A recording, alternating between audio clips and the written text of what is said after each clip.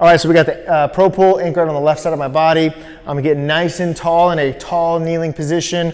Both knees are on the ground. Both toes are pulled towards me, driving those toes into the ground. I'm gonna hold the ProPull here in my right hand, right in front of my chest.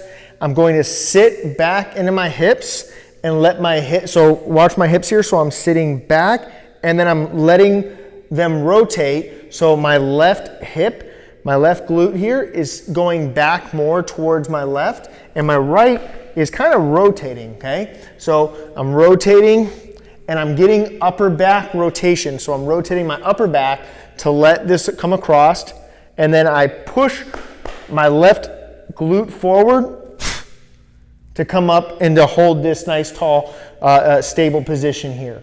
So I'm here.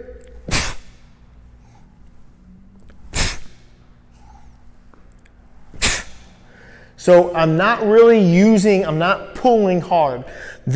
My arm is just extending as I sit back and I rotate through my upper back, and then by pushing my glute forward, my left glute forward, that is what is kind of driving everything. Because if I can just come here and do that, but it's really that push, that hip forward brings me to this nice tall position here. So that's what I really want to work on, and I'm gonna hold that for a couple seconds, right? Come back, hold that for a couple seconds.